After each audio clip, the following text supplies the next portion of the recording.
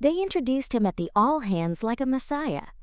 "We're thrilled to welcome Bryce Landon as our new Chief Innovation Officer," said the VP, beaming under blue stage lights.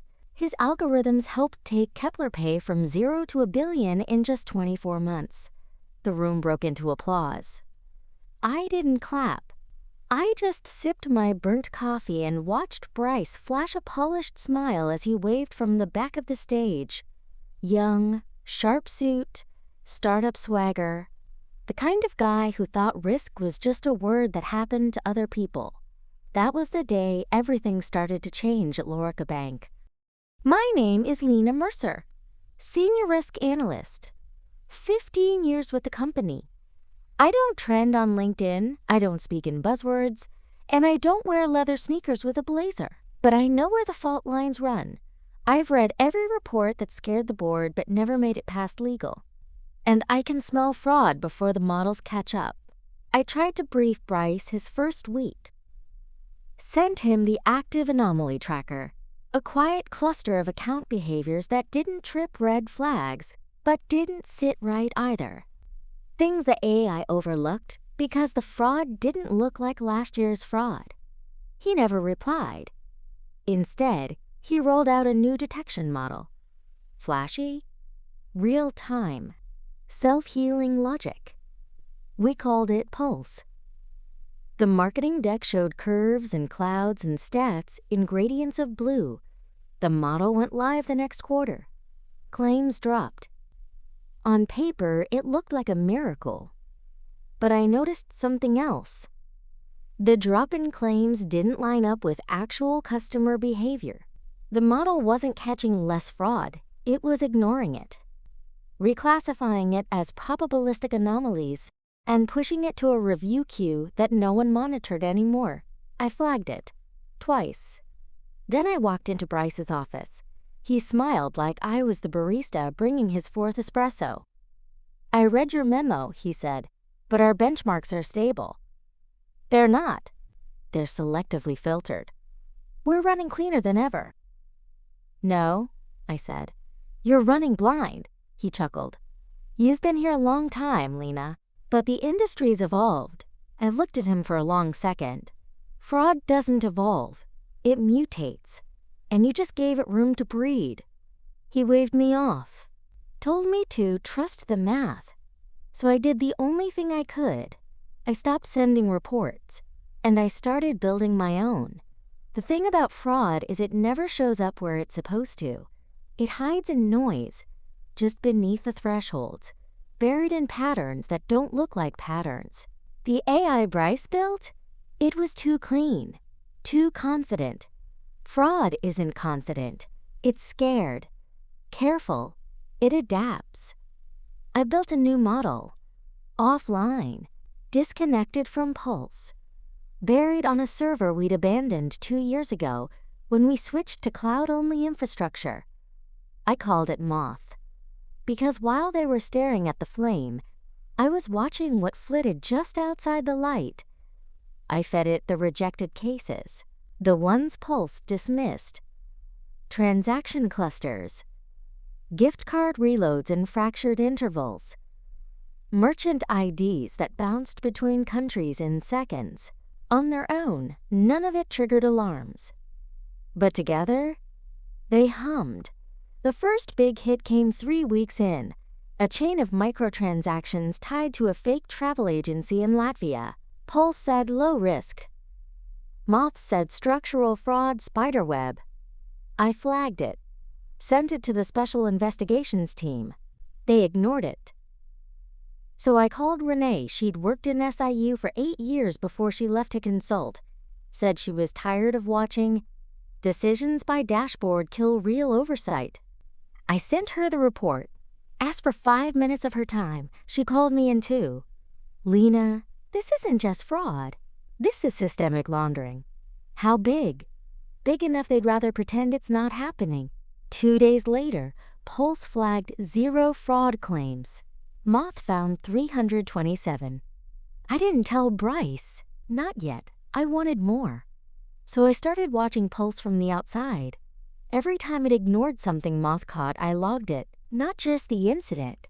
The risk exposure, estimated financial bleed, predicted recurrence. By week 5, I had a dossier 74 pages. Unofficial, but real. That's when Bryce called me, not emailed. "Lina," he said, cheerful, too cheerful. "We're getting great feedback on Pulse. I think it's time we talk about consolidating legacy workflows." That was code. He wanted my department absorbed into his. "That's a mistake," I said flatly. "Legacy analysts don't scale," he said, "but Pulse does." After I hung up, I opened Moth and watched a new spike bloom across 3 merchant accounts, all Pulse cleared. They weren't missing it, they were burying it, and I was about to find out why. I wasn't supposed to have access to the integration approval logs, but I'd trained half the team that built them, back when compliance still meant something. One of them, Jasmine, now tucked in the audit department and forgotten, still owed me for helping her keep her job after a vendor nearly cost us 6 figures in fines. "Do you want to see it?" she asked me quietly. "Or do you want to have it?" "Both," I said. It took her 20 minutes. She handed me a flash drive in the stairwell between floors. No label. No timestamp. Just the slow, guilty handoff of someone who knew too much for too long. What I found made my stomach twist. Pulse had skipped 2 phases of compliance testing. The model was deployed without full audit simulation, and the waiver was signed by Bryce and someone higher. The signature belonged to a Lina Mercer, Chief Compliance Officer. My old boss. She was the one who once told me, "We don't chase speed, we chase survival. Clean audits keep the lights on." She'd signed off on the dirtiest implementation I'd ever seen. I checked the timeline. 2 weeks before the signature, Lorica Bank had been under threat of a major short seller attack. Rumors were circulating that we were too bloated, too analog, that our fraud numbers looked heavy. Tech-driven competitors were circling. Pulse wasn't a product. It was camouflage, a flashy tool that, quote, reduced fraud overnight, perfectly timed to shore up investor confidence. And it worked. Our valuation surged. News outlets called it a, quote, landmark shift in banking intelligence. No one asked what was happening under the hood. That night, I showed Renee the logs. She didn't blink. They cut the guardrails to make the numbers prettier. It's not just risky, it's criminal negligence. "Think the board knows?" She gave me a look. "They don't need to know. They just need to not ask." We sat in silence for a while. I thought about every flagged case Moth had found. Not just the losses, but the people. Small business owners, retirees, students hit with overdrafts and denied reimbursement because, quote, Pulse had cleared it. They were burying more than numbers. They were burying people. I copied the dossier, encrypted it, and saved 3 versions to 3 different secure locations. One for me, one for Renee, one for later. I still wasn't sure if I was going to blow the whistle, but I knew one thing for certain. If they tried to bury Moth, I was ready to make it scream. They summoned me to the 18th floor. No invite this time, just a message from Bryce's assistant, executive review. 2 p.m. mandatory. The room was glass and silence. Bryce was there, arms folded like he was posing for a magazine. Elena sat next to him, cool and unreadable. Across the table, the general counsel. No introductions, no preamble. Elena spoke first.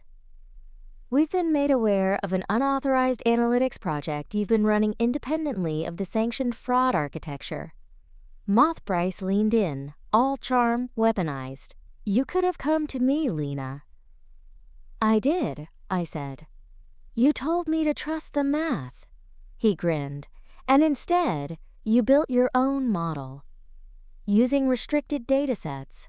And now, apparently, you've circulated reports to external parties. He knew about Renee. Lina slid a document toward me. If you're willing to sign a mutual resolution agreement, we can move forward without escalation. Translation: walk away quietly, or they'll make it ugly.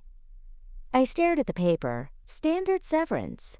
No admission of wrongdoing. Non-disclosure clause, longer than the agreement itself. They thought I'd be scared. What they didn't know was that 2 hours earlier, Moth went live. Not inside Lorica's system. Outside it. Stripped-down version hosted through an academic partner of Renee's. Published publicly, peer-reviewed, and untraceable back to me. It wasn't a leak. It was a data release. Every case Pulse missed. Every fraud network it allowed to scale. Every real-world loss. Clean, anonymized, and impossible to refute. The story dropped at 1:47 p.m. By the time Bryce handed me the pen, my phone buzzed in my pocket. 3 missed calls. 1 from a journalist. 2 from internal numbers I didn't recognize. I looked up and smiled. You should probably check the news. Bryce's smile twitched. Elena's jaw clenched. I stood up. Didn't touch the agreement. You built a house with no foundation, I said. I just turned on the lights. Then I walked out. 30 minutes later, Pulse was pulled offline for recalibration. By morning, Lorica's name was all over financial media. Flagship AI system misses major fraud networks.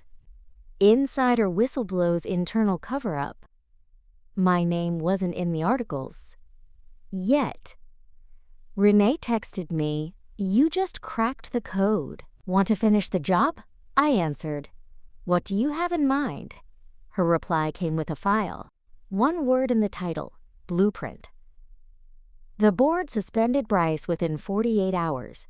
They called it, quote, an administrative leave pending internal review. But the press already had the truth. Pulse wasn't just flawed. It had been manipulated. The AI model was optimized for investor optics, not fraud detection. The fallout was swift. 4 major clients froze their contracts. The company's stock dropped 22% in 1 week. Senate Finance subcommittees requested records. An independent audit was ordered. Elena resigned quietly. Her statement cited a personal decision to pursue new opportunities. She left out the part where she was subpoenaed. And me? They didn't fire me, they couldn't. I was too public now, too credible.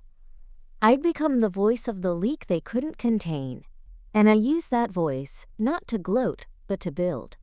Renee's file, the one labeled Blueprint, laid out a new framework, a proposal for open architecture fraud detection, systems with transparent logic paths, human-in-the-loop design, real oversight, a network that didn't erase analysts. It empowered them. She wanted to build it, but she wanted me to lead it. We got initial funding from a nonprofit trust focused on ethical fintech. University partners lined up. Engineers volunteered. Former analysts, like me, came out of the shadows. We called the project Kite because it doesn't just fly, it needs someone grounded to hold the line. 6 months later, I stood on stage at a digital finance conference, not as Senior Analyst Lina Mercer, but as Director of Risk Intelligence for the fastest-growing open-source compliance network in the sector. I told the room what I'd always known. Systems are only as smart as the questions we ask, but safety still depends on the people willing to question the answers. They clapped, but I wasn't there for applause. I was there because people were listening again. Because in a world chasing frictionless automation, I'd proven something no one wanted to admit. Sometimes the one thing keeping the system honest is the analyst they try to erase.